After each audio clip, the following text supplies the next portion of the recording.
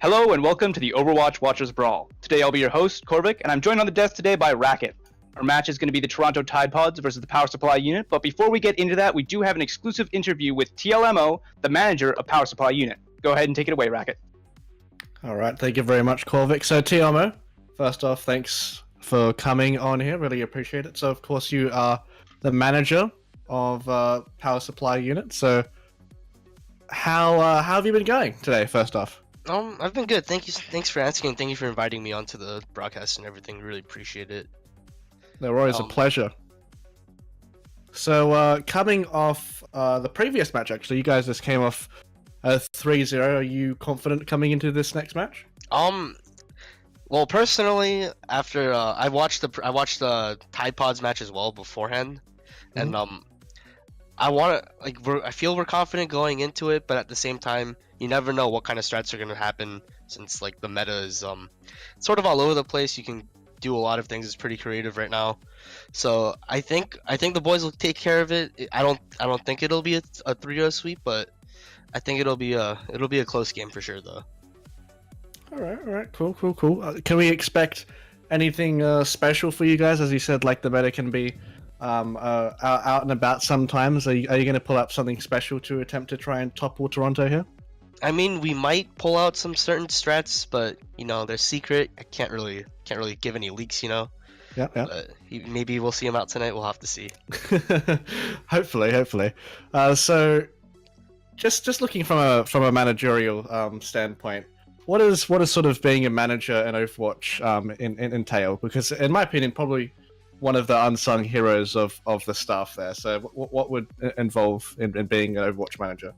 Alright, so mainly well right now my main priority with the team is to just make sure we get stream schedules down, and we work with just making sure that everything's okay on a personal level as well, because the manager can be seen as a parent figure in the team as well.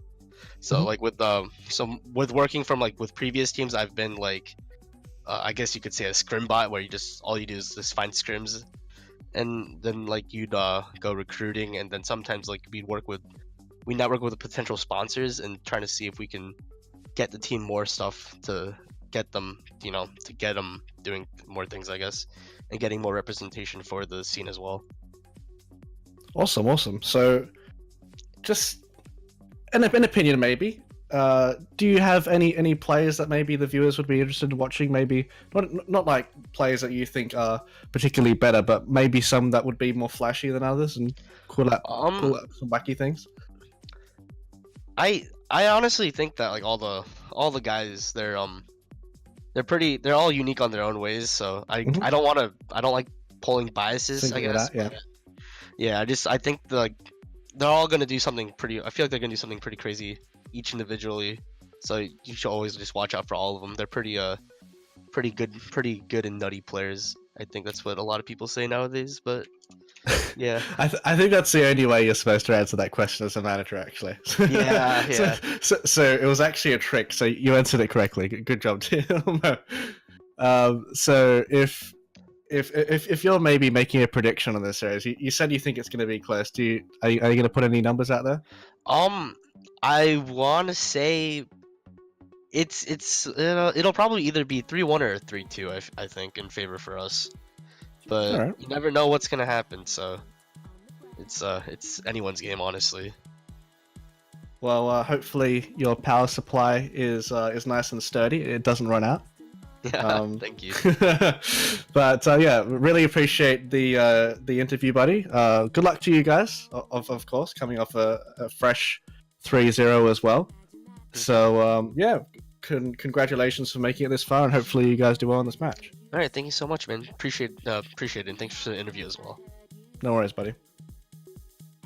And thank you very much as well, TLMO. It was great to get that insight on the Power Supply Unit, the team that is going against Tidepods. Our first map today is going to be Lijiang Tower. No protects, no bans. This is the first match going between these two. Tidepods starting from the blue side, Power Supply Unit starting from the red side. What do you think are going to be some of the difficulties that both of these teams are going to have to overcome in this racket looking into this? Well, certainly in Lijiang, there's a variety of team compositions you have to look at, especially like Gardens. A lot of teams tend to favor the Pharah. Whether they elect to perhaps go for a Widow counter or just run the straight flat goats, that could be an option too. It's just dependent on how the teams adapt here. In the past few weeks, actually, we've seen a little bit of Mei on this map too, on maps other than Gardens. So see which team decides to throw the spanner in the works and see if the opposite one can adapt in that fashion. Indeed, I definitely think so as well. We are starting on Gardens here as well for both of these teams. It's going to be interesting to see that matchup right away going into this. The Pharah very strong, like you said. Also, with Goat's meta being very common, we're going to have to see how they deal with that. Well, Pharah is strong against that as well. From both these teams, they are coming both off of a 3-0 as well for anyone watching there at home and didn't catch those previous games. So it is going to be very interesting to see which game these guys both lose first. We do see out of both the teams so far, Tidepods coming out with Hammond Hog for their first picks here. However, that could be changing. We still haven't finished the loading phase here. And as well from Power Supply, we are seeing a Winston Hammond, almost a dive style, but they do have the Zarya. So we might be seeing Goats here out of Power Supply unit. We might be seeing something different out of Tidepods as well. So I'm excited to see how this goes. Yep, certainly. See whether they lock in those characters. Of course, in this last sort of 5 seconds, they change it off. And yeah, now we're seeing more sort of standard compositions. Actually, a more aggressive one from the side of Tidepods of that Widowmaker fire. A lot of burst damage. They really want to get a pick on this bridge. Huge pick onto Fantastic, but Vision goes down in exchange. The Widowmaker already going around, Whale trying to get what he can in the back, but Maddie also being able to rain from above. Yu-Gi-Oh backing up for some heals, but they aren't going to catch him quite well, but this does give the zone over to Power Supply unit, able to take the point from them.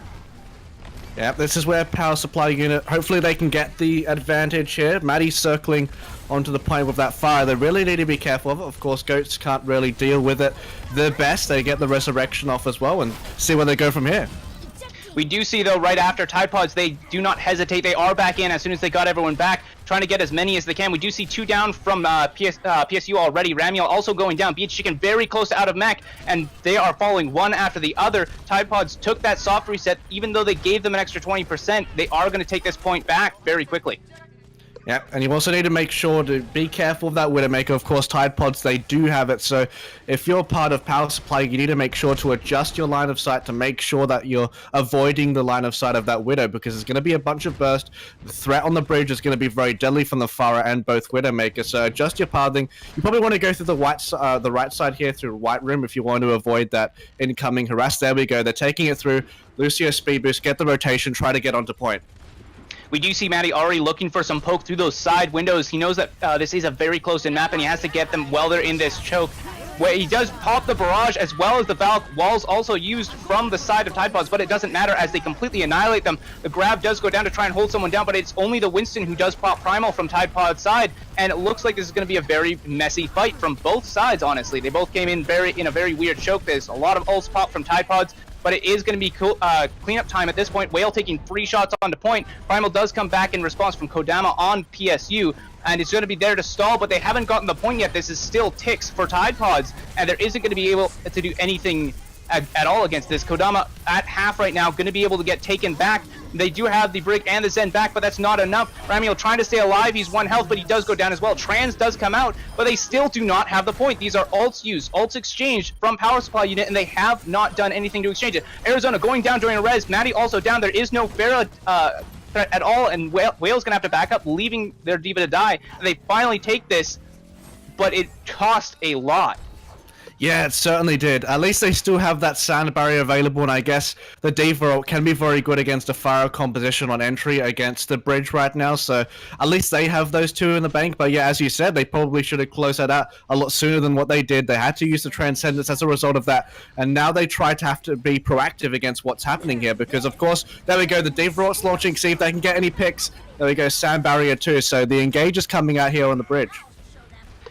And they also did get the sound barrier out of that. No one got picked, luckily, for the Power Supply unit, but nothing is getting got. Oh, the jump on the Winston and the Diva. They sync it up. They get that Pharah out of there. Arizona booped off. However, it doesn't catch them as they are able to fly back. However, the rest of Power Supply unit relentless in their attack here. They have used Rally, Primal, and Beat there just to keep that point alive, but they have 2 available in the bank. see whether they can invest those ultimates in a good fashion as well. Of course, it's going to be important they do launch those correctly. As you can see, Matty is just flanking on the right side here of the fire, getting a bunch of damage through with the Mercy damage boost, seeing if he can peck off some players there, but the Graviton Surge's launches could really help. Big bomb comes out. It gets Yuio, which is going to be huge for the side of power supply unit. That's one main tank down. That means this is going to be a lot easier for them to push in. Maddie's still trying to get some shots on the back. The barrage did come out, but it didn't catch anyone right away. They do have Chicken getting low, D-mech now already, and the rest of them are playing out by the walls. The Tidepods know that they don't need to stay on the point together as a whole. They just need to have someone on the point, and they keep exchanging their health bars in such an excellent way that they are all staying up. PSU is slowly starting to go down. Yuio is back. He pops the Primal to try and boot them around. Fantastic instead pops the Trans as a result in order to keep everyone topped up, and they do demech IQ. That means that they are not going to have the barrage at all, sorry, the DM at all to help with the barrage, and that's just going to be a C9 from them. There we go. It was relatively close, of course. Yeah, they did end up getting off the point, but I guess with a lot of mobility, what they want to do is try to kite around the point. Or when you have a brig sitting there, they sort of got deterred from that, and they thought maybe that this is going to be just a lost fight anyway, of course. It was quite close, actually, all things considered. Both teams did have their cycles in terms of ultimate economy, and just having the bonus support on point there really did pressure out the tanks. I think the brig really paid dividends in those fights from power supply unit, seeing which team compositions are going to be used here. I believe power supply did lock in the May last time they did play on this map too, so interested how that works out for them. And looking on the other side as well, you do have a May from Whale, Reaper on Maddie, so very unique composition, sort of alteration on what the default goats is. We are going to see a lot of sustain coming out of power supply units as they do engage. Kodama getting low, but it doesn't matter. He is sustained right back up. They are fighting. The ice block is down from the side of Tidepods, and they do not capitalize on it, but they do get Yuio and Arizona instead. And now the May goes down. This is going to be a lost fight in all forms from Tidepod. They were not able to get any picks at all with that sustain coming out from power supply unit with the 3 healers. Yeah, that was a good job there from power supply. Just capitalizing on that, and now you're going to see them press forward. This is when the May pick ends up being very strong once you can wall one of those entrances. As you can see, Chicken there on the left side, making sure in an attempt to get a good wall. Oh, there we go. Segregates, but doesn't exactly pick off one member, so maybe this could be a time to engage here for Toronto. It looks like Toronto is pushing in with this. However, they do kind of get a little bit scattered at the start. Wall does go up, and they have Kodama locked in a corner, but it's not enough. The sustain is too much from their side. Kodama shatters, but it doesn't catch anyone. Dano goes out onto Yuio to try and keep him out, but he does fall right away. Tatsuya does end up going down since he is antied, but he will be able to get back in time. Ramiel probably going to go taxi him in just a moment here, but they are going to have to relinquish the choke for the time being since they are down a player.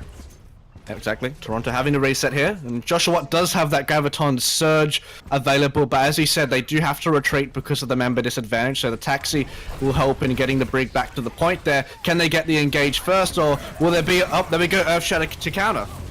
Big Shatter comes out to stop the power supply unit from going in after they grab, but they do have everything coming out. They beat, they drop the mail, and that's going to keep the rest of power supply, the rest of Tidepods kind of busy here, even though the count invested all those ults. Busy in trying to get what he can here, but at this point it's a messy fight. Walls are going up, spreading everyone out. Huge anti comes out, but an even bigger Shatter from Kodama, and that's going to be massive. The rest of Tidepods not able to help them with that wall in the way. Yuio trying to get out desperately, but there's not enough sustain, and we already see Vision trying to get out as best as he can. What a counter engage there from power supply unit. That Earth Shatter was absolutely massive. And as you said, Arizona got a fantastic heal, anti-heal off on the opposition as there as well. So unfortunately couldn't capitalize it. Now they're going to be rotating towards the left side of the map in an attempt not to get harassed. There we go, the wall's there, and a flat out engage is happening. They say it's a huge wall. It did cut off a lot of people, but they didn't end up capitalizing on it. Half the team ran to the point, half the team stayed back, and this is going to be very confusing for both sides. PSU still decently in this fight. They are down Yuio on the side of Tidepod, so they do not have a Reinhardt, and they do grab onto the point, and they should be able to take this back right away. This is a 99 fight. They do not have any other choice. IQ does go down in exchange for Kodama, but it looks like it doesn't matter. The beat goes down. They have 3 alive, and they are going to be able to keep contesting this, but they only have 12%. They could reset here from power supply unit. Brig trying to get what she can, but it is not going to be enough. They do have enough people. They aren't capping the point yet, though. Power supply units slowly dropping back as their units, as their other players, the units of their team, come back. Kodama comes back with a shadow, but it doesn't catch anyone. Whale dropping the instant freeze, trying to get it what they can, trying to keep people off the point. It doesn't catch anyone, but the shatter does come through from Uio, and that's going to be cleanup so they can keep this point from PSU for now. Uio should maybe change his name to Yu-Gi-Oh! Because that trap card was just activated. Good Earth Shatter there. And now they're going to be progressing forward. Once again, that Mei is going to be proving to be a very crucial pick right now with this war. You can see that the defending team, once they do have that tempo with the Mei, they can get a big advantage. Let's see if they can cut off the rotation. Oh, they block line of sight from Toronto. There goes the Mei ult. Huge blockage here. They ended up splitting up the team. Half of them went forward again, and now you see everyone is scattered. Tidepods are playing near choke, but the rest of PSU are now being drawn back to them. They're trying to reset after a huge loss, and that is unfortunate. They are going to get a few picks here, leading to more ult charge for Tidepods, but it's not enough. They don't have any ults in the bank here, and this would be Power Supply's units to opportunity to try and push in without any ults usage at all. Yeah. See if they can attempt to try and get something out. Of course, Uio does have that Earth Shatter available. The last one was big. The war ends up being expended as well, so this could be an engage right now.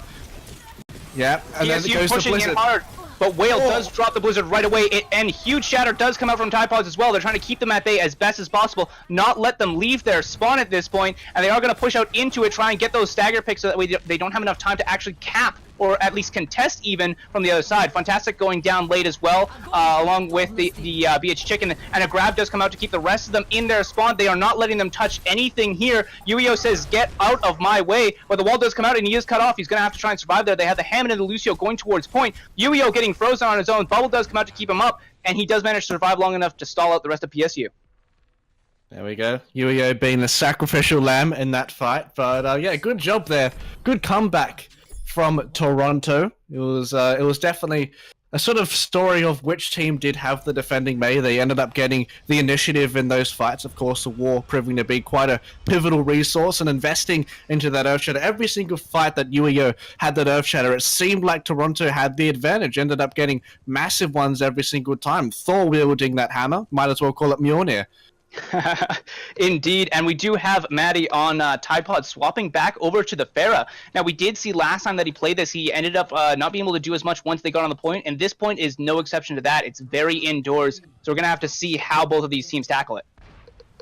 Exactly. That Pharah is definitely going to be a hero we're going to be looking out for. And there we go. As soon as we end up pointing the Pharah, ends up getting the pick initially on Ramiel, so this is fantastic for them right now. Kodama getting chipped down. It looks like he's going to get down, and there he goes. The Maddie just chipping away at the backline means that Kodama has no support available. The point about to unlock in 5 points for cap, but the rest of Tidepods going into point here, and they're getting as much as they can in terms of ult charge while the rest of PSU is still respawning, and they have the point for sure here. See how they work with this Pharah, of course, now going towards this choke point, and see if Joshua Watt can end up getting a ton of energy from all that AoE damage that Pharah does produce. So big eye on that Graviton Surge charge, and as you see, they're rotating towards the high ground, trying to block out a lot of those rockets. Now they're trying to get on point, but they're taking a damage as a result of that. They are playing a dive comp into a choke right now, but they do pick off Uio while he was in Shatter, so that's no Shatter, no Reinhardt from the side of Tidepods, and they're just going to be able to roll through from there. Barrage does come down from Maddie. It picks off BH Chicken and his mech, and that's just going to leave him open, though, as Fantastic takes him out in the sky. Rez does come out. Maddie is available now, but they have lost the point. Maddie trying to do what he can. He is floating above the point, trying to cause some chaos as the rest of Tidepods is coming back. They do pop out the trans from Fantastic to try and keep everyone topped up, and at this point, Tidepods should be backing up. Uio trying to get out, but he does get countercharged and killed because of it. Tatsuya with a great counter stun against him to make sure he can't get out. There we go, about time. Tidepods now resetting. Both teams do have that Graviton Surge available for this next fight as well, so see which one gets the most value. As you can see, Toronto, they're rotating towards the top right now. They do have that Widowmaker as well. She's picking on the left side, attempting to get some poke. There we go. Fantastic is down. That means there's no Zenyatta for this fight. That's going to be a lot less damage. Graviton Sword, that's 2. Oh, yo, that's 3. And Maddie was also going around the backside, so as soon as they pulled that go trigger, they all collapsed on the point at once, and the rest of PSU is just giving up at this point so that way they can reset faster. Yep. And of course, with that Pharah, going to end up getting some initiative into this next fight, of course, with the combo available as well. If they decide to use the rocket barrage along with the Earth Shadow. Maybe that's a little bit overkill, but either way, Joshua Watt does have that graviton to expend next fight as well. So if they can get an early engage here, looks like they're looking for it, but oh, there we go. The Earth Shadow does end up coming out, but only Winston's caught on it. There's the barrage. Maddie does come out with the barrage, but it is immediately DM'd and taken out. The rest of PSU isn't able to really do anything, though, because they were already chunked by that barrage. It was big enough to just keep them back, but it's not enough to actually kill. Unfortunately, now the rest of his team is rolling in to get that sweet, sweet ult charge. Be it Chicken D-Mac, that's going to be a huge stagger for them, where the D.Va is going to have to walk around in baby form for a little bit. Whale is getting a bunch of value off this Widowmaker as well, just skidding along the outskirts of the map, getting some nice burst damage in, and then up against Goats. It actually is quite difficult to get a consistent amount of damage as a Widowmaker, but managing to find picks on a rotating Zenyatta, and once you see like a exposed Lucio, so really getting the picks that they need. Now they're coming in on that choke, rotating around the left side, they're not getting picked, they're going towards point now. Boop doesn't catch anyone on the way in from Maddie. However, they are getting low. Tatsuya already pretty low. Grab does come out to catch the rest of them coming in on the backside, and that's going to be huge. They're going to collect all of those dividends very easily. They cap the point. Well, there's still some left. That means free ult charge going around for everyone. That was a good rotation there from Power Supply. Ended up getting there quickly. Good use of the speed boost there from Ramiel. Of course, they had to invest a lot into that fight, though. Primary ultimates of that sound barrier and the graviton surge having to be invested there for Power Supply units. So those are big ones. Of course, they still have the Transcendence available, so they shouldn't be too sad there. So long as they slow things down, play the game at their pace, and don't use everything, they should be fine. But Maddie gets a pick at the start of the fight. Maddie did go around back again. They did not pay attention to that again. PSU getting 2 picks on the backside, and Whale pushing from the front side means that they can only play one side. Fantastic popping the trance to try and make sure everyone stays up long enough, but they aren't going to get any picks out of it. UEO getting pretty low, but not going down. Barrage coming out from Maddie, and it's going to collect 2. Winston having to pop Primal. Kodama shattered outside, so that way he can't do anything with it, and the rest of Power Supply Unit is falling. This is a 95 fight. Unless they can take this back, this is it for Power Supply Unit for this map. The bomb does go out on point, but it doesn't catch anything. UEO able to easily block it. Josh trying to come in with the Hammond, but he does get booped off and isn't able to contest. Oh, blink once. There we go. There's the map. 99 to 95. That felt so fast, that map, actually.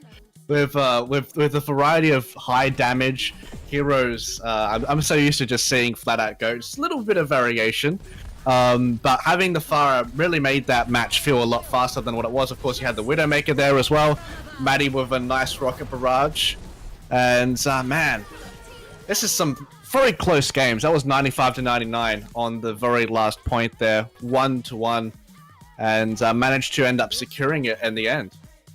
Definitely a good game all around from both Power Supply Unit and the Tidepods here. It does end up getting barely taken away by Tidepods for this map. However, we will be going into the pick ban phase for both maps and characters in the next little bit. Based off of what we saw that there was a lot of goats back and forth, and when Power Supply Unit was facing that, they would always swap to the Winston D.Va. Is there anything that you can see based off of what they're doing here that they need to change so that way they can better go against the goats than against the Pharah, maybe?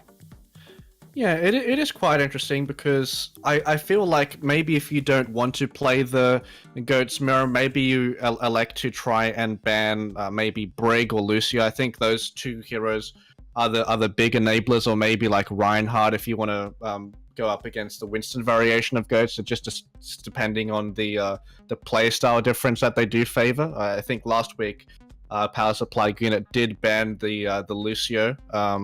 So maybe that could be an option once again for them. And of course, that Pharah ends up being another problem. So maybe they just go for a target pickup against Maddie. So there's a variety of things they can do. It's just a matter of how their priority leans towards. And of course, the map as well. I don't think you're going to be necessarily playing Pharah on every single map. Maddie seems to be quite comfortable on it. So maybe they try to squish it in wherever they can. But for the next map, maybe they try to elect to draft something that is a little bit more difficult for that hero to navigate through. Of course, and we did see out of the Toronto Tidepods, they did ban Horizon Lunar Colony. They don't want to face that giant hit skybox that you do have available on the Pharah as well. It's a really weird map to try and aggress and defend from both sides regardless. We are waiting on the next map selection from Power Supply Unit right now. They are still deciding what they want to do here, and then after that we'll be going into the pick and ban phase for characters. See how that does end up playing out. And of course, yeah, that Horizon does make sense for them. Looks like power supply. Oh, Hollywood could be the choice. Yeah. Oh. It looks like we are going to be locking in Hollywood here. Power supply unit picking Hollywood, which is still going to give a decent amount of space for the fair, and the high ground, especially on the second point, is going to be crazy useful there. And now we're going into the protect and ban phase, where we're going to have the Toronto Tidepods save one hero. And after that, the power supply unit are going to be able to ban one hero, and the ban applies to both teams, so they can ban any character that they want. Yep, that is the case, and see they decide to do here. Question end up bringing out there. Save Lucio. There we go. Arizona elects to save the Lucio. So the Lucio save is going to play a lot into the goats that they were playing. So it looks like they valued the Lucio over the Brig. Why do you think that might be? I think just when you play the goats without Lucio, it feels like you're playing in slow motion. It honestly feels a lot more boring to play, and especially when you're rotating around choke points. They both have their stylistic sort of importance in the goats composition, in that Brig will probably help you a lot more against flankers like Tracer, Genji, and will help in engages when you're looking to take down after a shield is down. But I think just having the Lucio there just helps you a little bit more around, especially up against an opposing tanking composition when you're rotating around chokes and stuff, just to make things a lot more easier. You have the stand barrier to counter the Diva Bomb too. There's also going to be a lot of questions to how they run this on second point as well. With the Lucio, if they're banking on that a lot, there's going to be a lot more running it down that main street as well, rather than playing the high ground as much, as well as depending on the bans here, what are they going to be able to play. So it looks like we do ban the Widowmaker, so they do not want the Widowmaker on the second point.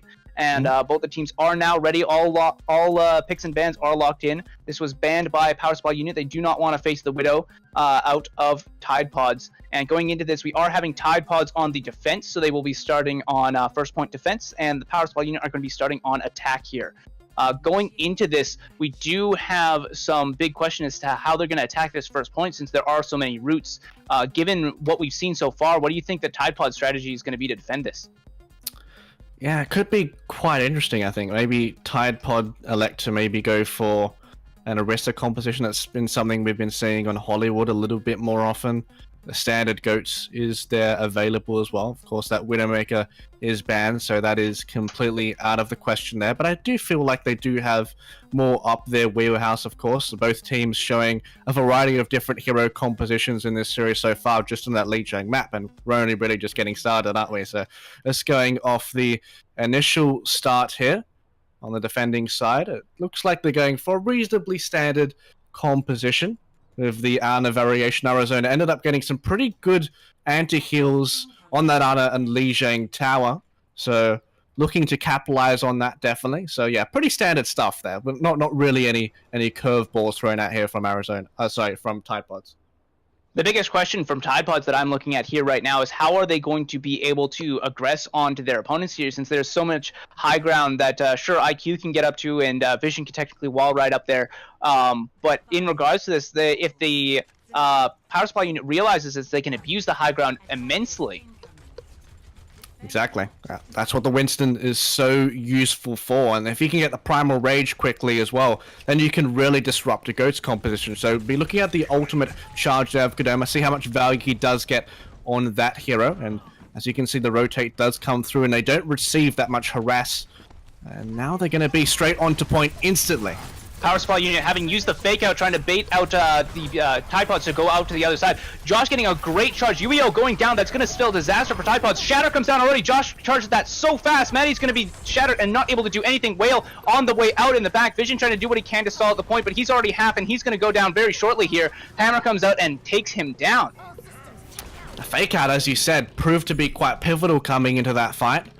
And probably thinking for Tidepods there that they're going to be rotating around the other side. The fake ends up getting back onto point quite quickly, and they find themselves a very good engage. Of course, coming into this second point as well, you can see Kodama right on that on the general store, looking to get some harass, probably ending up getting some good vision, some scouting right there. And as you can see, looking to engage on that choke point, Tidepods, but the Winston's going to be jumping out from behind, getting a lot of damage here. Moira ult launched, sand barrier, it's on.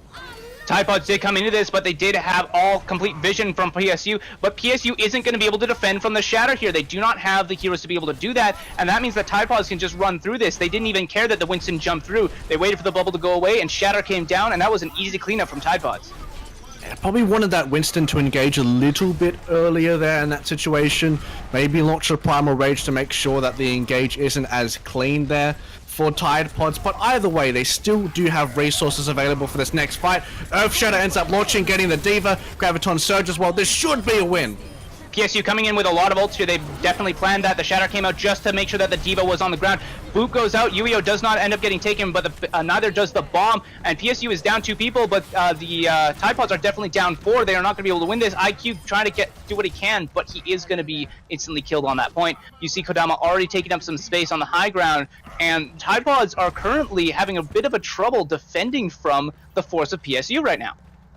Certainly are, and now they do have the higher ground available for them as well, so PSU, they do have a good vantage point. They know where everyone is. The scouting is available for them. They have all the information in the world to work with. Now they're trying to work out their engage timings, where they're going to come. There we go. Kodama's the first one there. Earthshatter's there too. That's a huge one. Joshua getting a lot of people down in that Earthshatter. As soon as they were all underneath, you saw the rest of a power supply unit drop down to try and take them out, and now they're just messing with them at this point. Power supply able to jump forward and take some space to make sure that the rest of the team isn't really doing anything. They do take down Kodama, but at this point the fight is pretty well one-sided. The rally does come out, but it's not catching many. Vision only being the only one with a bit of armor. Same with Whale there, but the armor's on top. It's not going to last that long until it engaged. Tatsuya getting pushed out of the way though, and this means that this is going to be problematic. Joshua goes for a 5-strike, but gets shattered in return, and Tidepods are going to barely take this one back. That was so close. Ended up surviving through that engage. Very impressive, and now they attempt to try and re-establish their ground. Of course, it's going to be very important up against the opposition, especially when they are running a Winston. So having IQ there on the top there with Devo, and now he's ended up jumping down, but still, they do know where they're available. Wow's on the top here, actually, with that Graviton Surge, looking to get a big flank grab. There we go. That's it. They end up getting the tanks through. Can they kill them, though? Huge grab does come out, and it was at the perfect time. The Diva BH Chicken accidentally dropped their bomb, which means that there was no DM available, and that means that they got a perfect grab. The Primal does come out from Kodama, but it's not going to be enough. He's not going to be able to survive that when he's the only one against 6 people, and they have excellent focus from Tidepod's side. Just looking to snowball that advantage as well. It's going to be forced to be a reset right now for power supply, and they do have resources available in their pocket though, so that Earthshatter, and you do have the Graviton Surge, so you have the 2 big boy ultimates available for them. Vision with that sound barrier can be proved to be very good in the next fight. The Shatter does miss, but the grab will hit. Maddie did get taken down in that Shatter, but it was mostly so that way they could get the Graviton off while everyone was together. The rally does come out from Tidepods. No one has really gone down. Tatsuya already fallen, Ramiel and Joshua following shortly after, and they're going to go for the cleanup. They don't want anyone getting out. We do see BH Chicken sitting on top of dry goods wondering what to buy. With Tidepods winning that's absolutely massive, because you look on the other side, power supply unit, they invested so much into that fight. So Toronto, look at their ultimate economy now. They can absolutely work wonders of what they have. They have a lot of options. Let's see how they engage this fight. Of course, power supply rotating around the right side now. This is a different style. Now they're going towards the high ground, so trying to take that advantage away from Tidepods, see how they can work with that, but don't forget they don't have a lot to work with here. They're just trying to out-rotate them, get some harass, maybe get a pick. Joshua dropping down in the back, trying to get that flank shatter, but they already saw it. Uio turning around, and that means that there's a free shatter. Uio grabs it, and he runs with it. The rest of the team getting massive ult charge off of that. Fantastic in the back, trying to take out Uio, but it's not enough. Zen can't do enough damage against all that healing, and now they still have 3 ults in the bank for Tidepods. This has been an incredible hold of second point. You're right. The ultimate economy has been quite solid for Tidepods, and with very little time left, now it's going to be panic mode for PSU. See how they deal with it though. See if you can maybe find a very big Earthshatter. We've seen a few of them this series. Of course, the Transcendence is available for them as well to try and counter. There we go. The self-destruct is launched. Is it going to get anyone? There we go. The Earthshatter's there too. The Air Shatter didn't catch anyone, neither did the bomb, unfortunately, but they do pick off UEO for it. Huge anti comes out, and it does end up getting 2 with their bomb from Tidepods side. Fantastic did already pop his trends as well. Beat has to come out to try and keep as many up, but they already have the man advantage from Tidepods. They have the beat as well, which means they're going to out-sustain this. Josh going down, that means that there's no shield available, and the rest of them are trying to run away for a soft reset, but there's not much time left available. Tidepods have been absolutely fantastic this match so far. Look, they're just trying to stop them from getting to the point. Is Diva going to get there? No! They end up stopping him through. Good job there from Matty, making sure to attempt to stagger through with the shield bash. And that Mace just walloping around, just pushing everyone through. But man, that was so much better there from Tidepods. The fact that they ended up winning a lot of those fights with a... I mean, you looked...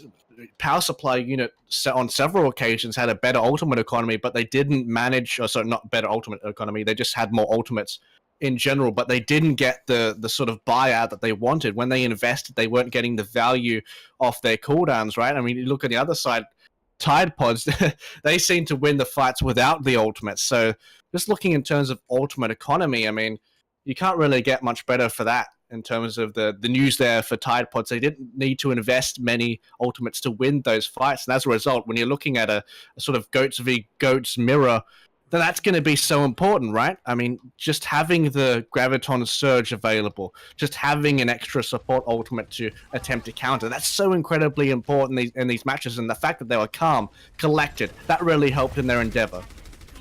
And it definitely was a very welcome, stark difference from their first point hold, where they got taken out the first push. The fact that they managed to hold the rest of it, including all of first point's time, essentially, as well as second points at that choke in second point, was amazing play from Tidepods. But we are going into the second round, and this time, Power Supply Unit is on the defense. We have Tidepods on the attack. The PSU is running a very interesting bunker comp here with a Bastion. What are your thoughts on that? This could be very interesting. The problem is Whale does have that Sombra, so if Whale does get that EMP available quickly, then you can find this bunker composition being destroyed. But the problem is you need to get that ultimate charge, right? It's going to be very difficult to get up there on the cafe, getting a lot of damage to Sombra. Oh, there you go, now they've swapped off it. But yeah, this bunker comp, it does a lot of damage versus Goats, but once the ultimate does come out from Goats to Graviton Surge available, they can just run into them. Can they sustain through it? Now they're going for the rotation at the back, and this is going to force a, yeah, there we go, going towards the high ground on the opposite side on the point. Shields are going to be so incredibly important in these fights. It's definitely going to be a long poking war. They already have the quick rotations. Diva, Joshua dropping down, but the rest of the team is running up the stairs. Tidepods trying to get what they can, force everyone down, and this means that their rotation is faster. The rest of PSU setting up on the high ground, but the Bastion is too far back to really shoot them. All they need to do is play by the wall, which you see them doing already. Joshua trying to do what he can to contest. BH Chicken repositioning on the Bastion, but he's in front of the shield, and he's going to go down. Or reset down, that means no shield available.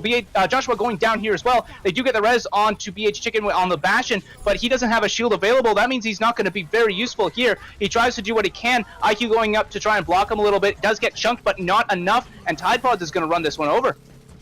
Also great there from Tidepods. It rotated correctly, and as you said, they were standing next to the wall, so the Bastion didn't have the best line of sight. And look, they're trying to snowball that. They end up getting a little bit more ultimate charge as a result, and Fantastic has to back down on that Zenyatta. But yeah, now here we go. Looking into the next fight, of course, the BH Chicken still staying on that Bastion too, so interesting to see where they're going to set up for this. They don't really have the best spots for him to really sit, so up against Goats, maybe they can just run into him if they can find maybe a suitable spot to plant themselves in and see how they attack this. There we go, tank mode. They do have the tank bomb coming out of BH Chicken, trying to push it in. It's good against squishies, but not as good against tanks. Joshua throwing the bomb into the back, trying to get anyone who hit in the alley, but they do have vision there to speed them out. Grab does come out from Tidepods to try and keep them up, and they still have 5 ult available. Rally and Shatter come down. UEO pulling their Reinhardt out. Kodama not able to do anything there. At this point, Coalescence running through, trying to take down as many as possible, and Tidepods wants to finish this one quick. Fantastic getting chunked pretty low, and the rest of them aren't able to do much. BH Chicken doing what he can, but he's already half, and the rest of them are able to push in. The rest of PSU is also falling on the point. They have no one available now, and they're just starting to come back. They may have tank mode, but Goats, they're tankier. With all that health pool, they managed to basically eat up everything. The defense matrix, the shields, you have so many options to deal with the Bastion. And theoretically, the Bastion can work, but it's a little bit difficult in paper, on practice. And now this is going to be the last stand. The self-destruct is launched, doesn't get any kills, but look, they're engaging. They're so close to that yellow rectangle, they're gonna get it! Tetsuya did pop his rally, but he did get killed right away. The beat has already gone out from Tidepods. They have an option here. Maddie is taken out. That means they do not have their own brig. IQ also very low. He is demech. This means it's a support, another support, and whale. And they are going to barely cling on to this. The hope of PSU taking this map is still intact as they clean up the rest of Tidepods.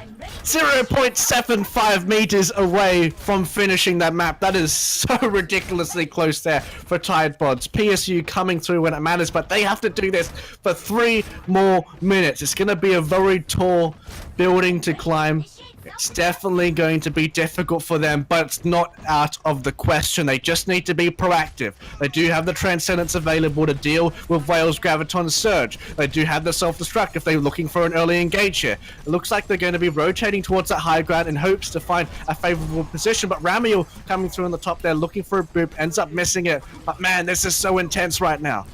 You see Tidepods already there taking the strats from PSU and applying it for themselves. They took the high ground just like how PSU did, and they're trying to get down. Ueo does get booped down, but it's not enough. The grab does come out. Fantastic does have the trans, and they bomb the backside, getting both the supports from Tidepods other than Brig, and that means that this is going to be very tough for Tidepods to sustain through, and they're just going to have to peel back. Ult charges are exchanged here, and we're resetting back to null. Yep. And the only thing available right now is that rally there from Maddie. It's not really going to be the most useful ultimate coming into this next fight. Probably could perhaps be the tipping point, but is nil probably, as you just said there. But yeah, for the most part, looking at a reset, see how the side of Tidepods can now attack this. They've lost a couple of fights in a row. Can they regather? There we go. The rally's there. Looking for the engage now. They're just pushing through, getting a bunch of damage. Ult charge coming out huge for them with that rally. It gives them the sustain that they need to just swing into them. Ramiel in the back trying to get a cheeky boot, but he's not able to catch anything. Gets chunked to half, but manages to get out. Ueo is going to be tickled down to death, eventually does go down, and the rest of Tidepods is immediately evacuating. They cannot handle this. But this must be still the most frightening thing for PSU. There's like 4 meters now, 5 meters available for range, and they don't have any chance. If they lose one fight, they lose this map.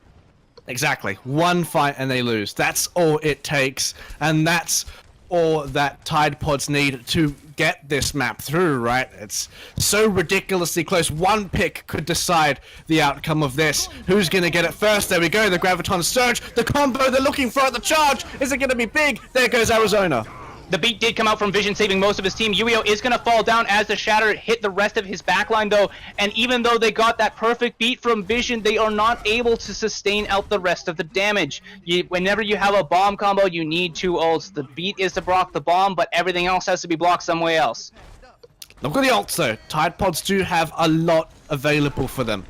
Of course, Fantastic does have that Transcendence available. It's going to be incredibly important for this next fight, but don't forget, Ueo has had fantastic Earth Shatters this series. There goes the Self-Destruct. Is it going to find anyone? There we go! That's no Lucio for this fight!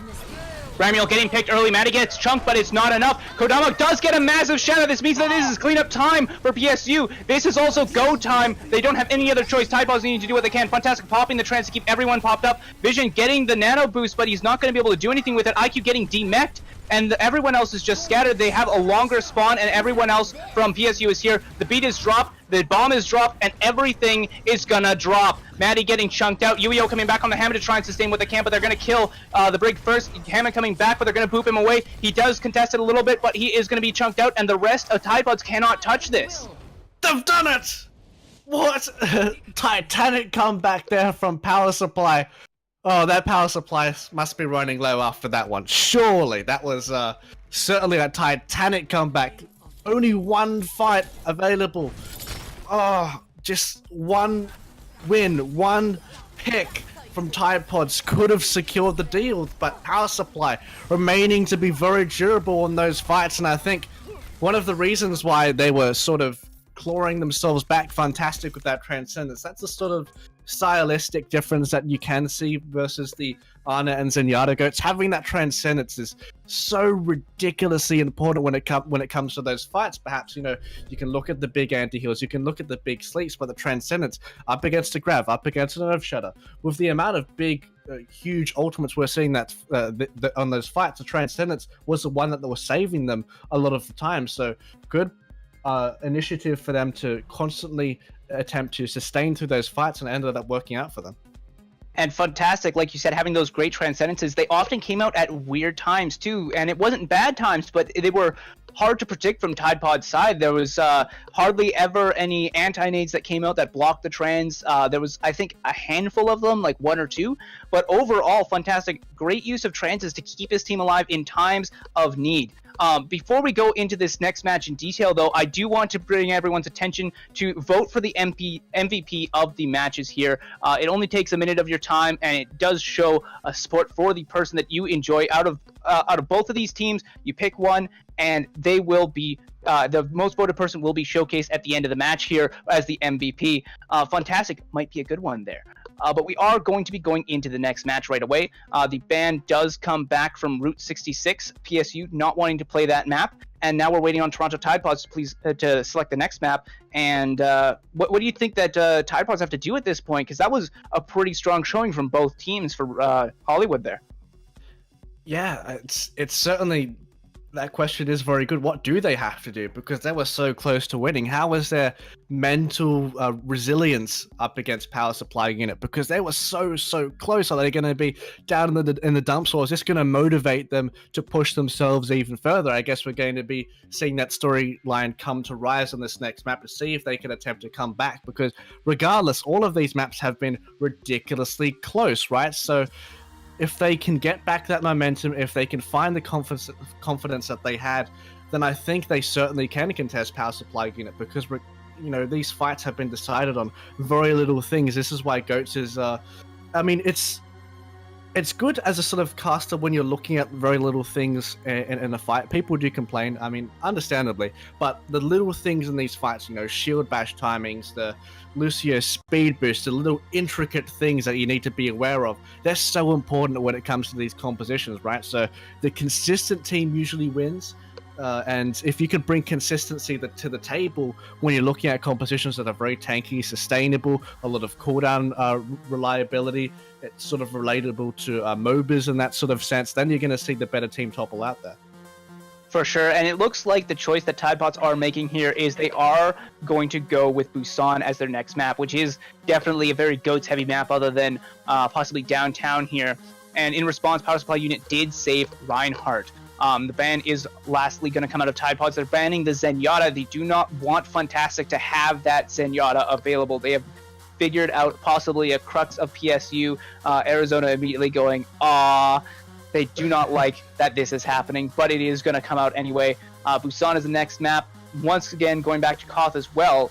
Seeing how Tidepods did well on the previous Koth map, what do you think that this is probably the strategy they're going for, is just hammer out Koth as much as possible? Certainly, and the fact that they did ban the Zenyatta with that in mind too, could definitely give them quite an advantage coming into this, because they're playing this on their terms. I'm interested to see how Power Supply Unit adapt to this, whether they're going to be running different compositions from the Goats, or they're going to be running the Ana variation of it. I'm not sure whether they do have that within their pool, and I guess we're going to be finding out quite quickly on Busan regardless. And as you said, Busan is a map that Goats can be played very often, so without that Zenyatta, maybe in a Goats v Goats mirror, Tidepods have the advantage, because Arizona has been leaning towards that quite often. Definitely, it'll all depend on the flexibility of Power Supply Units. Fantastic, especially here, being called out and torn off of their hero and told, no, you got to play something else. Their flexibility is going to be a crux in PSU.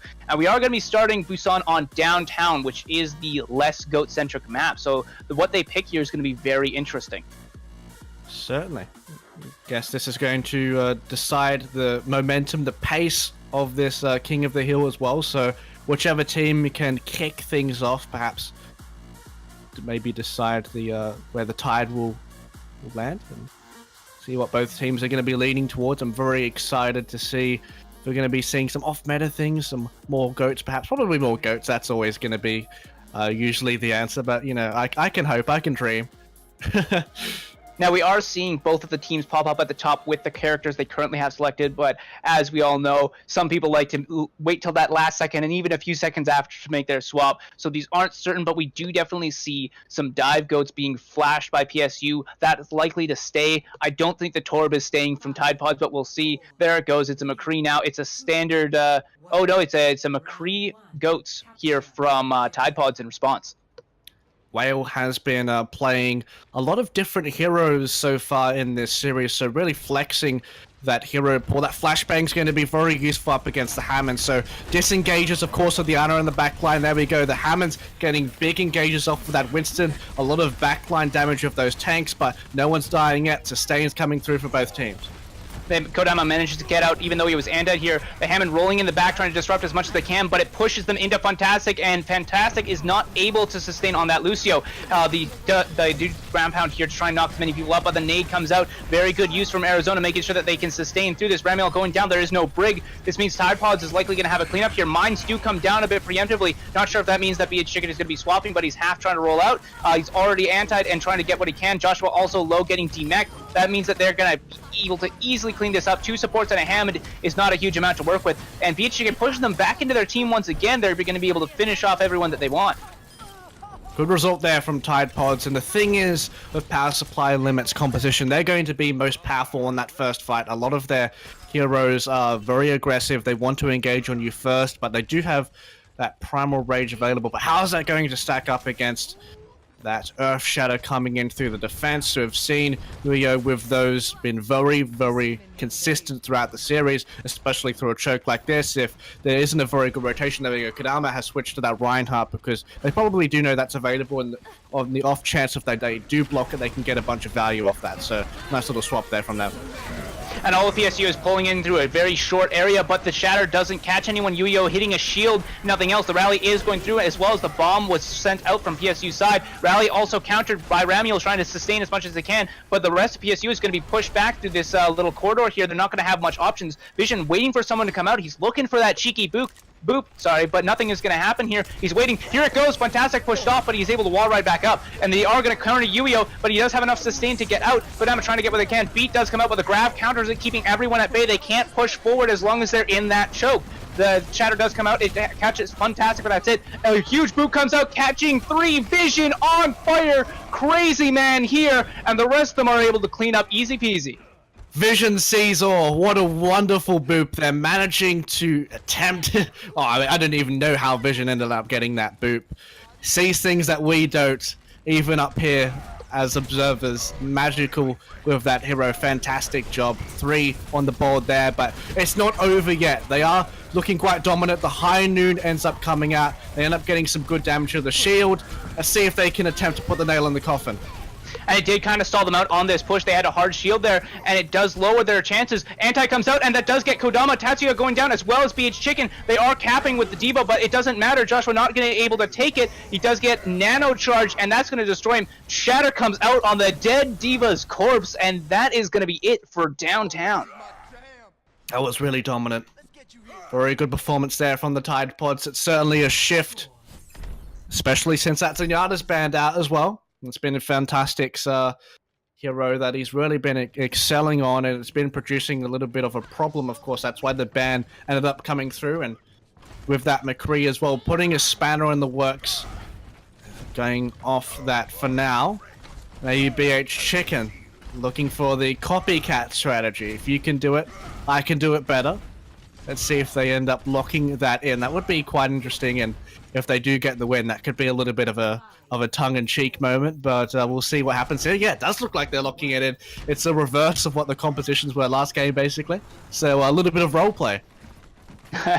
Indeed, and it looks like they're both going to high ground. Vision getting a better speed boost. They are going to arrive sooner here, and they are going to play them in the choke. This has been a little bit of a downfall for PSU as they're constantly fighting in the choke. Huge anti comes out. They do manage to pick Yuyo, though, playing slow enough. Maddie does go down in consequence. They do manage to take back Kodama and Ramiel, as well as Fantastic. They overextended without enough people, and they gotta realize that they don't have as much sustain when they're running that McCree. They don't have enough health pools to manage it, and they ended up getting pushed back once again. You're right. McCree does result in a little bit less sustain, but electing to re-engage, and of course they do have the high ground of the McCree as well, so if they can get the harasser, if they can get the picks, and they can start getting damaged, and they can start getting the high noon, they will have it available soon. And we go, the nano boost is going to be put on there from Kodama, see if we can get that Earth Shadow quite quick. Yuyo getting nano in counter, as well as Beach Chicken high noon from above. They are going to grab it to try and keep everyone together. Huge anti comes down, and they are going to be able to clean up Tidepods. That anti won the fight. Tatsuya going off like crazy. There we go. Tatsuya can play that Ana too. Nice anti-grenades from both Anas in their series. It's been a fantastic game to watch in that respect, and the re-engage is going to come through here. Tidepods aren't shying away from another fight. They're going through the choke. Graviton Surge is launched. They want to fight right now. But it doesn't matter. They get the nade off, and the rest of PSU is able to sustain through it. Beat comes out. They're going to push back. They want that ult charge. That yummy ult charge. Give that to me. Maddie about to die. So does Whale. Arizona also picked off. They are pushed to their spawn doors, and they have massive amounts of ult charge back after using what they just did. Relentless there. Nice aggression. As you said, yeah, they're getting a bunch of ult charge off that as well, so it's good that they're getting those staggered sort of delay engaged there. And now they're going to be forced to rotate in a different path. Tidepods, they're going from below right now onto the point. Is this going to trick? There we go. The Earth Shadow does come out, and it finds fantastic. Is he going to get picked? Yeah, he is.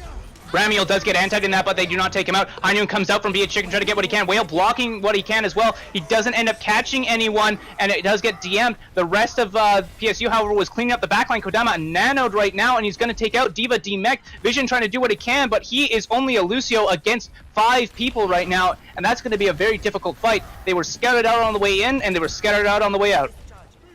Yeah, they're on a scurry away as well, and now we're approaching the higher percentage now for power supply, and see if they can attempt to snowball this. Of course, they need to attempt to try and make sure that it's going to be difficult for them to get back onto the point, and now trying to get the high ground back to them, forcing a little bit of a duck hunt at the moment, but that Graviton Surge is going to find the correct people. They're out immediately, and this is going to be a comeback.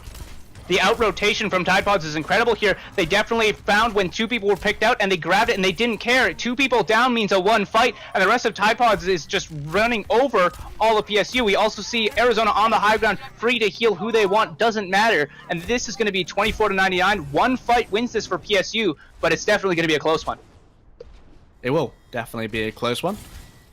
And see if they can attempt to snowball that ultimate economy as well. The nano boost is very good for ecoing these fights. A Whale is slapped. Are they going to defend him? There we go. Right in front! Oh, that's a wonderful Earth Shadow!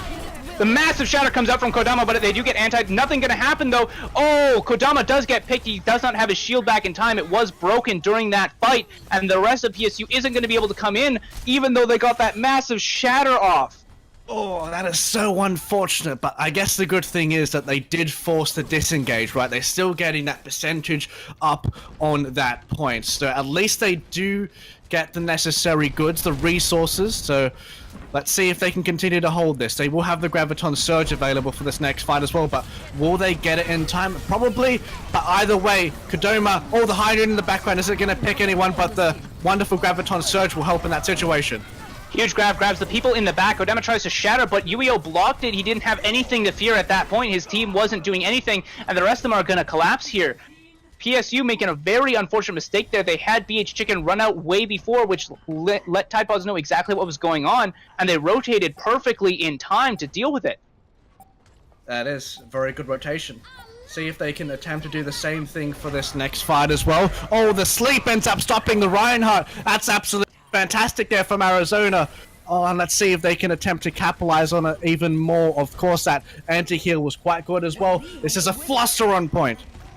Kodama was able to get back into the fight here, but you do see Arizona once again on the high ground, BH Chicken trying to contest them, but it's going to be a sticky situation when they are all in a little walled area. Even for Arizona, he does get picked off, unfortunately. Huge shatter comes out from Kodama, getting another one so they can win this fight. This is going to be the last fight. Vision going down, and IQ is also on the chopping board right now. The Vision manages to barely get out. Huge bomb comes out from IQ, but it gets charged away midway, so that way Kodama can easily block it. Vision still hiding behind that wall. He wants to get that contest, but he's trying to wait. Whale on the Hammond, trying to get what he can, but he gets destroyed well in his rope. Arizona coming from underneath, but they're going to get ran over. Yuio and Maddie back on the point. Genji and Soldier, but they're not able to touch it in time. It's about as close as you can get, 100 to 99. And man, Tidepods were in the sort of fury in the last bits. They had to go on heroes that weren't maybe the most optimal to pick, but they had to get back on the point to those mobility cooldowns, so they couldn't really execute the set heroes. And once you do have that McCree set up as well, getting some good value there. If you don't have the threats right on him immediately, then you can start to get a bunch of damage. High noon will become available a lot more, and you're going to have to force teams to rotate out of your zone. Definitely, and there was also a lot of lack of focus onto Arizona for most of that, but they managed to take it in the last second, clearing off that high ground, having BH Chicken shoot him from the side, make sure that they took that, and they were able to take it because of that one reason there. We do see in this fight, though, already Tidepods trying to take over the drum, which is that left side there for you, and they're just trying to make sure that they have this area. Ramiel on the Pharah now, they're trying to run quad DPS from PSU, single healer to try and eat what they can, get those ult charges. Yubi already getting low. He does fall. The nade came in too late. He didn't sustain him enough. Tatsuya getting focused, but he manages to fly away. Not sticky enough from Tidepods here to keep onto him, but the rest of PSU doesn't have enough health to really sustain this. They're just running around them, but it doesn't matter as Tidepods doesn't have anything to respond to it. They don't have enough damage to output onto them. Vision trying to do something cheeky there, but not enough. What an interesting composition here from PSU. It's very difficult to pull off as well, as you look at the comp, right? You only have one healer available, so this means that they need to get initiative in these fights. This means that Fantastic needs to get a fantastic hack at the beginning, so they can get the available negations and suppressions against the opposite tank, so they can't get on you. Tatsuya almost getting picked there on the Mercy, but Yuio dives in to try and capitalize on it, and he ends up getting hacked. Fantastic taking him out. The rest of Tidepods is scattered all over. Maddie getting taken out by Ramiel, and that's not going to be enough. They do have the Pharah and the Soldier there, but that's all that they have. They don't have any heals. Beach Chicken coming back on the Hammond. The tactical visor is popped from Joshua, but it is not enough. And they are going to be able to come back and take this. They have their tanks on the point. EMP does come out. They're trying to get what they can. BH Chicken falling very low. Kodana coming back on the Tracer, trying to get what he can. But it's only a Winston that he's shooting. He's trying to get that pulse bomb enough so that way he can pick out something off. But it's not enough. 51-0. Tidepods takes it back. Resurrection did come out there as well, and look, the re-engage is actually coming out here from Power Supply, so they're confident that they can get this back, and yeah, they're forcing them back. The beat is forced out here from Vision, so this is going to be a full-out fight. The Rocket Barrage too, it's going to find the Lucio, get a bunch of damage out there. Fantastic will finish him off, and the confidence here from Power Supply is limitless. Definitely, that was a very strong reset for most teams in that same situation. But for PSU, they didn't care. They said we got the power. We can keep going. They showed that their team is an absolute unit. Vision's still trying to keep it contested, but he's the only one on the point. This is definitely going to turn over after a little bit. The rest of the team trying to go around. Fantastic gonna need to hack him in order to keep him still. He does get hacked and does drop, but they haven't lost the point yet. Tidepods might be able to contest this still. They do go in. IQ trying to get what he can. Demec'd immediately, though. Maddie does come on as well. IQ doing what he can on top of it, but he is low as the Baby Diva. It's going to be very hard for him to sail off. Arizona coming in, getting the res off on the Vision, but he does get Pulse Bomb in response. Vision able to try and stall on the point a little bit longer, but at this point, Power Supply unit, they have the Fire Force. They are going to win this eventually. The only difference is when, but they haven't capped yet. This entire time, Power Supply unit has been getting nothing. Maddie pulls out the blade and says no. He takes out Ramiel, he takes out Kodama, says no, you're not taking this back. Beach Chicken trying to get on, but they don't even have the point, and he's going to have to roll away in sadness. How have Tidepods done that? What an absolutely momentous comeback there.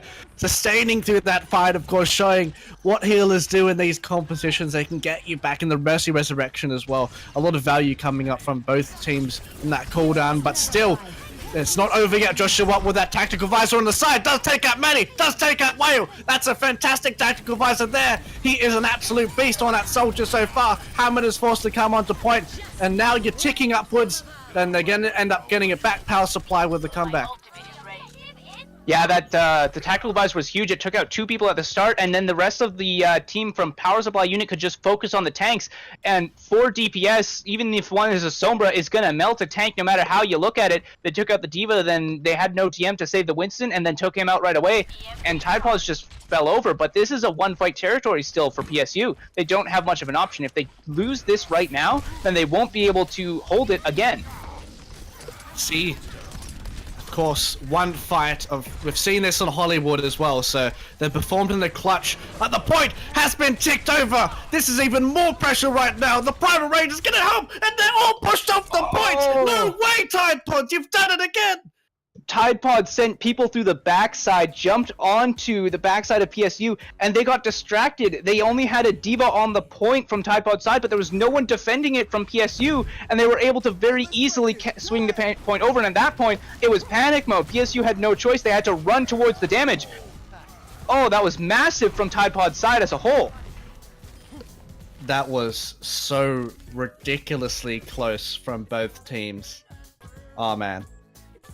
So we do see a repeat of the Koth map, though. Tidepods taking it 1-2. They barely managed to take it off of them, 99 to 99. They definitely showed that they managed to tip the scales in their favor, and they are in a 2-1 lead right now across this series. At this point, PSU must be terrified of Koth maps. Yeah, certainly going to be not looking forward to playing more Koth maps, that's for sure. I can imagine both teams at this point in the series, they're probably a little bit drained because for the most part all of these matches have been very, very close, right? So the durability, the mental resistance that both these teams have is really going to be tested in this series, of course. The 2-1 lead for Tidepods. Can Power Supply come back? That's going to be the question heading into this next map, to see if they are resilient, seeing if they can pull something, the rabbit out of the hat perhaps. But Tidepods, that was absolutely clutch from them. Both teams actually, with Power Supply on that Hollywood and Tidepods on the Busan, having ridiculously clutch moments from comebacks. And we do see out of this, we are waiting for a ban from Toronto Tidepods. They tried to ban Horizon Lunar Colony again. They really don't like that map, but they already banned it before. So we're looking for another map now, that having already been banned. We see now as well that, like, through this process, PSU is going to have to make a choice. They have the Zen that was banned last time, and was it just a Koth map that ended up making them lose that, or was it because of the lack of Zenyatta? What was it out of PSU that ended up throwing Toronto Tidepods just an ever so slight edge in that fight? I think both of them. I think having both of those things in conjunction really did tip the scales there for Tidepods. Let's not forget that, of course, it was really close, and it did force PSU to sort of adapt and play different types of compositions with that quad DPS, and I think for the most part it really was working out for most of the match, I think. But I think during that final store, Tidepods managed to get a ridiculous amount of percentage, and that was really when Power Supply really struggled to attempt to come back for that map, because Tidepods, throughout that whole fight, I mean, PSU, they were winning it, but they weren't, you know, sealing the deal and making sure everyone else was off the point. So as a result of that, Tidepods accumulated a bunch of percentage themselves, and they ended up coming back as a result of that. Maddie coming up with a clutch Dragon Blade and just getting the better timings at the correct instances in that match. Absolutely, I could not agree more. We are going to see, however, that Tidepods is banning out Dorado now. So Route 66, Horizon Lunar Colony, and Dorado have all been banned from the map pool, and now it's on Power Supply unit to pick, and they have chosen Hanamura for their map. That's a very interesting pick for the comps that these two teams have been running. More so for second point, but for first point, it's pretty standard. Yeah, certainly. It's both teams actually have run Mei in the past as well, so interested to see if that ends up being flexed onto that first point defense on Hanamura. And of course, Maddie with that Farah, if we do have the sort of threat of PSU pulling it out on the defense, you can really attempt to counter that on the offense if you're Tidepods right there. So they do have that option there. But I think for the most part, we could be seeing a lot of goats. Maybe perhaps we did end up seeing a Bastion Orisa composition. So maybe we could see that on the first point. Maybe, but I don't think so. But yeah, okay. May's actually banned. So this is going to make the first point a lot more predictable. And that, yeah, you're most likely going to be seeing goats. Of course, both teams have actually flexed that McCree too, but probably not the best McCree map because there's not really too many spots you can really perch him at, especially with a May ban. Oh, you could get the Symmetra to get him up there, but it'll be interesting to see what both of these teams do pull out.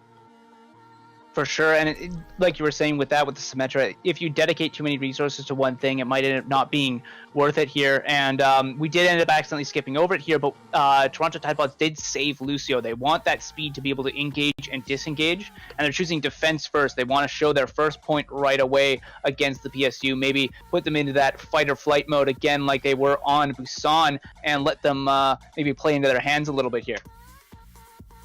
Exactly. It's all about the team that sort of clutches up in the end, putting the most pressure and forcing them to play on the back foot. And both teams have actually responded pretty well in this series, but can they do it on a consistent basis? Can they do it in a best of 5?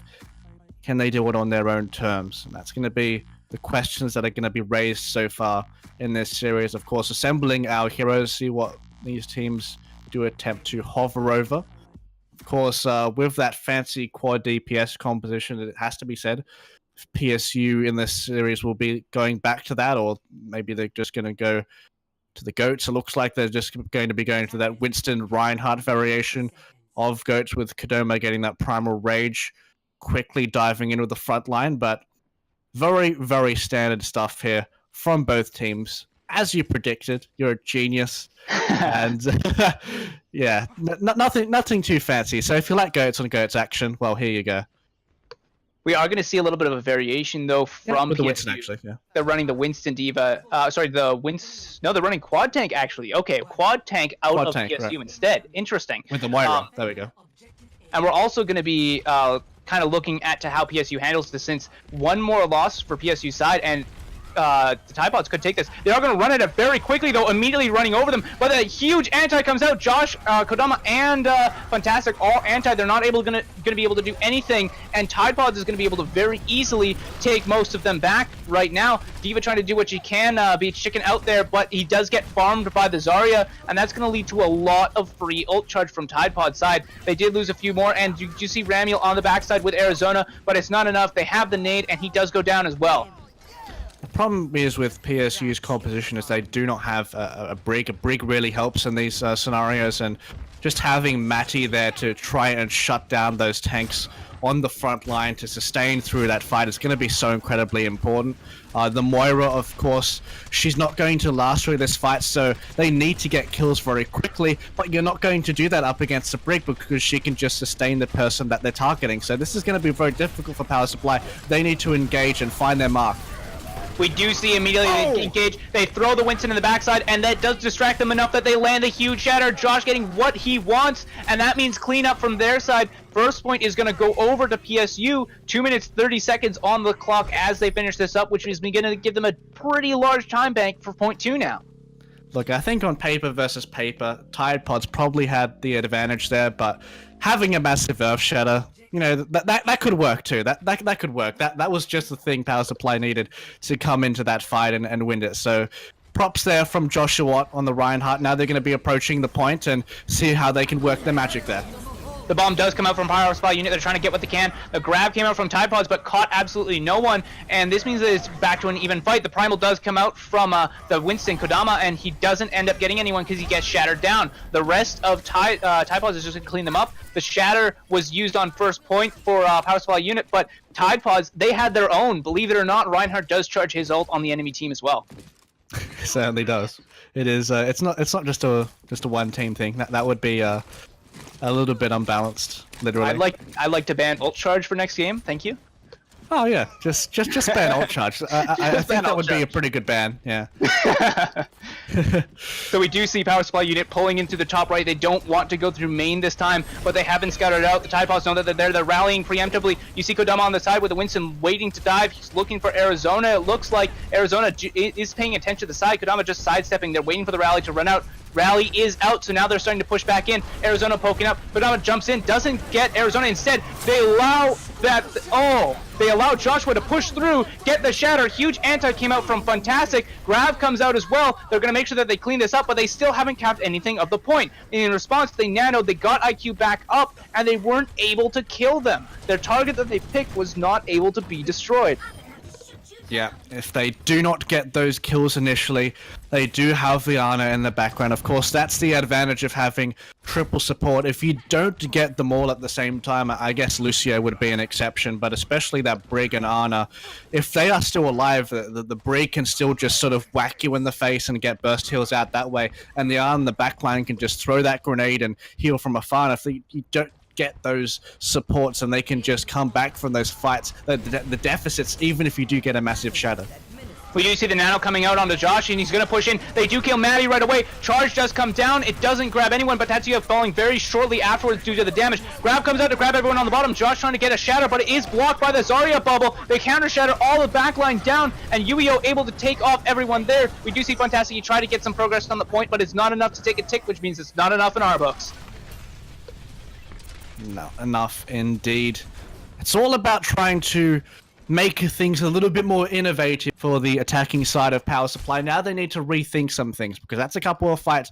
Things have gone down the drain. Earth Shadow wasn't invested. It looks like things on paper have been favoring them, but they haven't been able to pull the trigger really and attempt to solidify it. So now they're on point. They've changed their pathing. Winston's going to attempt to try and cause some mischief in the backline there, and there goes the self-destruct. Will it find anyone? No, but they're still on point. The bomb does come out in response from IQ. It isn't going to catch anyone there either, but the shield is now down for PSU, and they do have some people in the trench. This means that they're spread out. Huge anti does come out on Mandy and Yuio, but it's not enough. He does get countercharged. Yuio going to get sustained back up, and instead Joshua's going to drop down. Very unfortunate from their side, and Tidepods are just going to once again take this. Ramiel doing what he can in the back, but he is already won, and he's going to drop down very shortly. Here he goes. Lucio can only be so slippery for so long. What did power supply do here though? I mean, they've done so many different things. Are we gonna so comp swap. Now they have Kodama on that Brig, especially up towards that high ground when you're looking to push through that choke. That shield bash is a very good threat if anyone decides to poke through, and if you do get CC and looking to get someone isolated, she's certainly going to be a great pick there. Winston is pretty good there too, but they didn't manage to really solidify any of those kills, so just having the sustain, the extra utility could help here. We do see PSU pushing in now. They should realize that Tidepods do have a massive ult charge advantage right now. If they run something, they gotta run a dry fight, or they gotta wait and get a little bit more ult charge. Grab does come out from Tidepods. They're gonna be able to get a huge anti. That's gonna take them down, and a hallway is not where you want to be when you have a Brig and a Reinhardt shooting into you, or swinging rather. Yeah, certainly. That hurts way too much, and they just got eliminated within seconds. Especially so many tanks, you don't really hear that nowadays, but the anti-heal can be a very useful tool in order to make that happen. Of course, Defend Matrix will be a utility that we need to be looking out for when eating those grenades as well, because that's going to be a disabler on those engages. When you see the grav pop out, you need to be looking for those big grenades, and now it looks like power supply, they're doing a fake out going back towards the top. Oh, both teams lost the shatters. No way! Huge shatter comes out from the side of Yuio. He ends up taking out most of the backline. They look like they were distracted for half a second, but this seems to be a tendency of Tidepods. They look one direction, they look back, and they are ready for the fight. You cannot underestimate where their characters are positioned. They can hear, they can see, they know what's going on, and most importantly, they probably talk to each other. Yes, the comms are definitely coming into fruition right now. So many times power supply, they've tried to attempt to use a fake or get a member to try and distract them, but Tidepods, they're on their feet. Now power supply, they're back to point. They're trying different things every single time, but they haven't been able to get it. Tidepods, they're solid as ever. They do get a grab off, and the anti-huge is a huge anti on everyone in the grab, but they have a bomb running, which means that no one can aggress. Huge shatter comes down, it gets to Whale and Maddie, but the Whale does not go down. He is being sustained. He's very low though right now. He's barely going to be able to stay up. You do see Yuio getting the nano. He's going to try and do as much whacking as he can, but he does end up falling in the end. Everyone being spread out on what targets they're on is causing a little bit of disarray in Tidepods. We were just commenting on their comms, but it seems like they've fallen apart. Maddie coming back on the ham to try and stall what he can. He has the shield available, and he has burned it out. The bubble does come out, but it's immediately burned as well. Maddie trying to get out. Yuio and Whale back on the point here, the Rhine and the Zarya, but there's no bubble. The Rhine dies immediately, and now they have the supports coming out. Grab does come out from Whale to try and keep them together. Arizona getting a massive res off. Yuio able to do what he needs to now. Huge shatter comes out, and the bomb comes out from BH check and try and keep everyone up. Anti is out onto Tidepods, and it doesn't look like that shatter was enough. Everyone is able to push back. However, we are in overtime. All that Tidepods have to do now is to hold them out. Grab comes out as the Yuio was res, and you see Mercy immediately going back to try and swap. They're swapping to the Brig, and then no, they're swapping back. They want to stay what they are. Doomfist coming out from the side of Tidepods. Arizona getting the res onto Yuio. They swapped off to reset the cooldown on res. That's huge. His shatter comes out from Josh again. Yuio going down, and Visions is the only one on the point with IQ in the back, and he's going to have to contest this. He has to get on this last second. Here he goes, but he's already half. He's chunk. He's down, and that is going to be second point going over to PSU. Wow. PSU finally get it, but props to the Tidepods. Man, that was a very valiant store. And Arizona, with the resurrection, as he said, yeah, the key little detail is he was switching off the hero to reset the cooldown to get the resurrection back off. And I thought when the Reinhardt Earth Shatter ended up coming through straight afterwards, that was going to be the sort of comeback there, but a good re-establishment on the point there from Power Supply Unit to re-engage afterwards and make sure that their members aren't picked off. The healers did a good job to sustain the tank through that, and that was a good result there regardless. I mean, perspective-wise there for Tidepods, the fact that they did get them into overtime, so it's going to make things more tricky in the future. So it was good that they ended up stalling that for that long. But at the same time, I mean, considering how that match was going, I think it's a good result for PSU there for getting on the point there in the first place and capturing it. But I mean, they really found it difficult throughout the whole second point to really establish some control, because they did that all in one fight. They didn't get one tick and just reset, get back in. They ended up getting 3 ticks in that fight, and just all inning, putting all their cards on the table where it most mattered in that last one, and they managed to get the W where it mattered. But is it going to be enough? Because as I said, overtime makes things a little bit tricky. It's definitely a good little shining light for PSU. It wasn't the greatest of pushes, but at the very end, after so many failed attempts, they took the first point in one push, and they took the second point in the last push. Nothing more poetic than that. Exactly. We do see Tidepods coming up with the Sombra. They're getting the Scout, and then they're going back and swapping. They are deciding to run standard goats right now with an Ana. So Arizona sticking on the Ana here.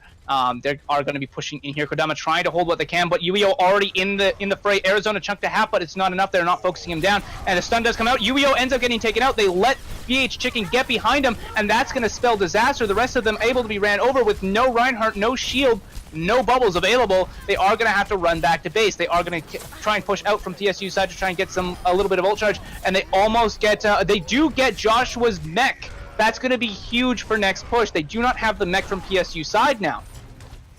Yeah, that's going to definitely give a big breath of fresh air for Tidepods. And as you can see, they're taking advantage of that. They're pushing through. They know what to do.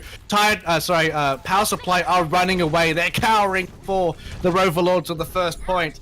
See you later. Tidepods are going to get that. Oh, the re-engage could be coming. BH Chicken leading the charge perhaps, but things could be a little bit late. Transcendence is there. And here it comes. Transcendence is keeping everyone up. The Shatter did come out, but it didn't catch anyone from the side of Tidepods. They do nano the bridge to try and keep them up. Rally also coming out. Huge amount of sustain from Tidepod's side right now. However, there's no one dying. Yuio getting pretty low. He might be getting taken out. Shatter does come out. Huge Shatter gets the back line of Tidepods. That means that this could be taken back by PSU. Both of them down. Tanks go down. The Diva is demeched, and it looks like they are going to take her out as well. No stagger there, unfortunately, for Tidepods, but for PSU, but they don't care because they kept that first point. That was good. That was really patient there from PSU. It looked like they were retreating, but the Transcendence, a vital cooldown to use there. And Fantastic nearly has it up again, actually. So good job accumulating that for this next fight. But Vision will have that Standard Barrier Whale with the Graviton Surge. If they can look for a very quick engage here, maybe Self-Destruct can change things. Josh throwing that self-destruct in the back, but if they do get an anti onto Kodama, he is one. He is going to go down. Tidepods dropping the beat. They want to go in, and they do have the advantage. Josh getting very low, but the trance does pop out from Fantastic. He just loses that last fight. He has it again, and that's going to keep everyone up while they push out to get some ult charge. However, they do see Yuio's back, and Tatsuya is a little bit pushed out. They're going to try and poop him away, and they do get him low. He does. Yuio goes for the shatter, but gets stunned midway. Bomb comes out from the side of Tidepods trying to get what they can, but the beat ends up saving everyone, and they were able to get away far enough that it doesn't catch anyone. But it doesn't matter when BH Chicken goes down at the front, and the rest of Tidepods is able to roll on. They only need one tick here. Josh coming in the back, trying to get what he can. Lucio Ramiel trying to run around, do what he can as well. Tetsuya coming in, gets a huge grab. The run comes in. Kodama getting a charge off, but it doesn't catch anyone in the end because he gets killed right before the wall. And the rest of TSU is finally going to drop, and that gives 5 minutes on the clock now for Tidepods to run in on this second point. And let's see if they can snowball it. As you can see, they're going straight down main. They want to fight right now. This could be it right now. The nano boost is being used, but the Earth Shatter comes in clutch. Massive shadow from the side of Kodama. He does drop right afterwards, but it's enough to stop the entirety of the nano boost. It was dropped on Yuio, and he wasn't able to do anything because he was busy taking a nap on the ground. Very unfortunate from the side of Tidepods, but they are not going to be able to take this one just yet. And that's always going to be a push that's going to sort of dictate the pace of the game. Straight after that first point capture, the snowball push coming on to first point with the ultimate economy. And I didn't manage to get it through there for the Tidepods, but regardless, they're back in there very quickly. So 2 fights in the span of sort of 30 seconds almost. They're ready to take it up. Maddie did go down right away, so does Yuio now, and the shadow was blocked by Tatsuya's bubble. He self-bubbled and did not get shadow there, and this means that Tidepods, they are not going to be able to do anything here. They lost 2 people right off the bat, and they lost a shatter on top of that. That must feel very, very bad for Tidepods right now in this situation where they have a huge time bank, and if they can cap with this, then they are set for the next push. If I'm Tidepods here, I want to attempt to try and force something out here from the opposition and PSU. I want to get that Transcendence out. I don't want them to have the Graviton Surge. I just want to be looking for dry fights and trying to get resources out the opponent, and I want to know when we have the ultimates available so we can try to get a very clean fight onto point. So they're rotating at the back here, maybe trying to get onto the supports on the back line, but they've kited around very well. Huge grab does come out, but it only catches Kodama. Fantastic still dropping the trance, but it doesn't catch him in time. The Tidepods did rotate all the way around, and they've dropped Beach to try and sustain in the back. They catch BH Chicken, who got split off from the rest of his team. However, the PSU do have their own counter grab, and at this point they can push in, but Josh gets antied as he pushes in with his micro missiles, and that's going to spell the end of a diva. Tatsuya getting bullied now. He's one of the only tanks left. Kodama does come back. He has Primal to try and stall it out. He drops Yuio into the trench. He's not going to be able to help his team right now. Nano goes out on an IQ trying to do as much damage as possible. Fantastic in the back, but he does get the beat, managing to sustain. Yuio comes back up, gets 2 with the shadow. This is going to be huge. BH Chicken going down.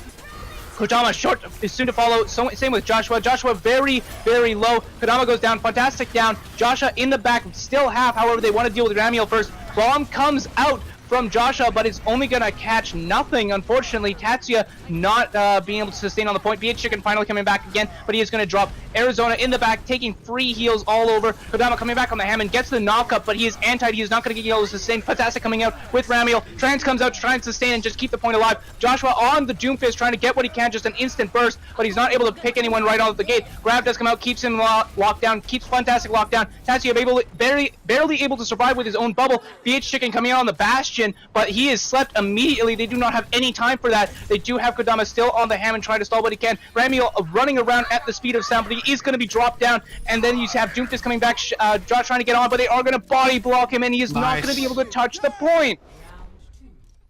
Wonderful body blocks there, and it was good to see the consistency come out there from the Tidepods, just relentlessly applying the pressure.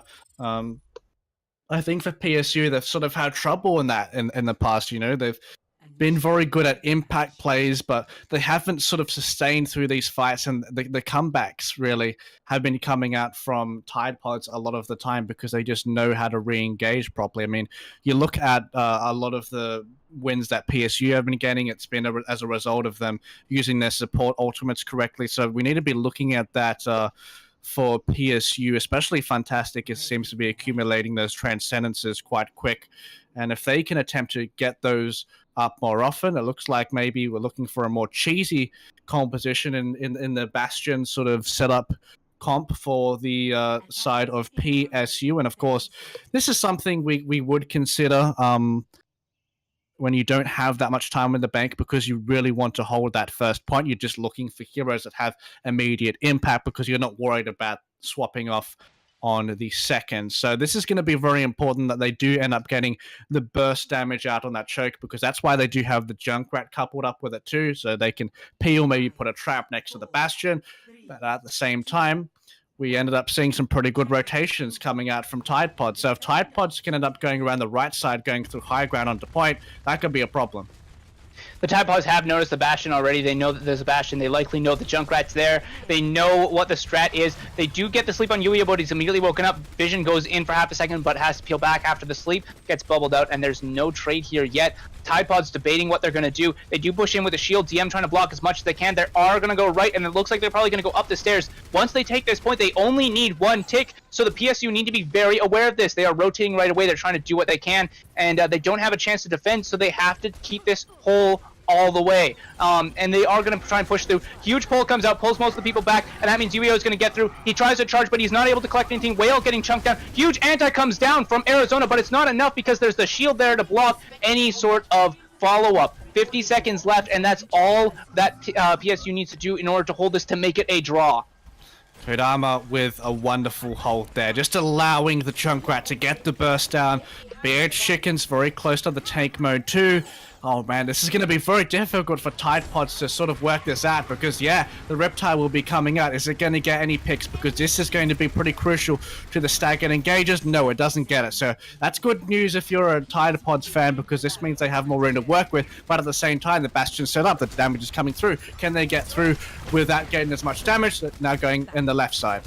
Huge pull does come out, but they don't pick anyone off of it. They drop underneath. They probably thought that they were going up the stairs, so the rest of PSU tried to rotate right away, but it was unfortunate they were underneath, and that means that the rest of Tidepods can easily match up with them. As soon as you're face-to-face with Tidepods in this sort of comp situation, it is not a good time. They try to pop the tank to get the health, but it's not enough. Joshua trying to come onto the back, but he is going to drop here, and Shatter comes out onto his corpse once again, and that means that Tidepods is going to take this map. They're going to take the 3-1, and they are going to continue on as Power Supply Unit is unfortunately relegated down to the losers bracket. That was an extremely close series. Both teams with very valiant attempts on comebacks, showing resilience, showing how durable they are.